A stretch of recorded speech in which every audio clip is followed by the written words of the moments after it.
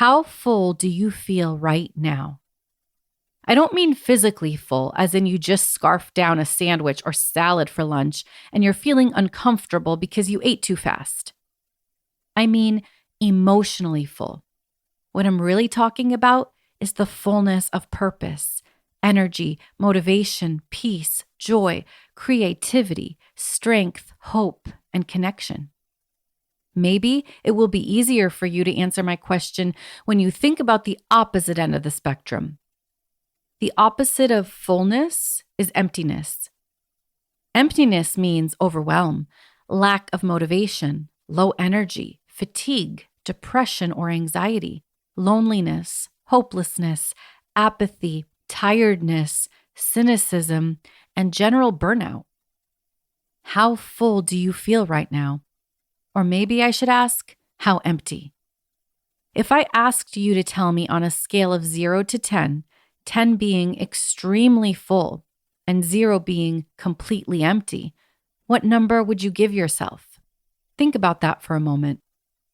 Don't answer right away. In fact, pause this book for a moment and really think about your answer before you move on. Pause for a moment and tune out what might be going on around you, then try to tune in to what's going on inside of you. Because that's exactly what it's going to take to get an accurate answer to my question, the ability to tune out the external noise and tune in to what your body is telling you. Fueling styles. As a professional counselor, I'm often challenging and encouraging people to tune in to how they're feeling. But I would love it if somehow we could figure out how to get some of these answers in an easier, more objective way. Wouldn't it be nice if we had some sort of a meter on our bodies that allowed us to accurately see how full we are feeling, like the gas tank gauge on a car?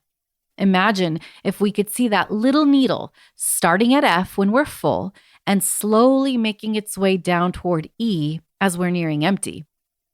I guarantee you I'd have far fewer clients coming into my counseling office in a state of complete crisis and total burnout if that feature existed on the human body.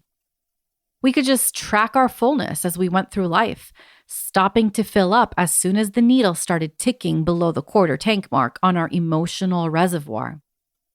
For a quick moment, let me detour from this conversation and acknowledge that some of you out there are utterly shocked right now that I suggested filling up at the quarter tank mark. Because when it comes to your gas fueling styles, you're less like me and more like my husband, the type of person who likes to live on the edge when it comes to filling up your gas tank.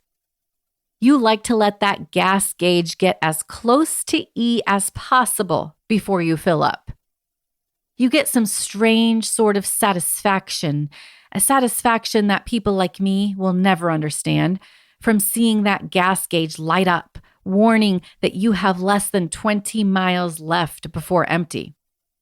I would say sick satisfaction, but I don't want to offend anyone quite so early on in the book. You're the type of person who coasts into the gas station on nothing but fumes, stopping to fill up only when you absolutely have to and not a moment before. Listen, I see you. The truth of the matter is, I don't know if our gas fueling styles have anything to do with our emotional filling styles. And I don't know whether you're a quarter tank kind of person like me or a live on the edge until I hit E kind of person like my husband. But no matter what kind of person you are, we all have an emotional tank that needs filling.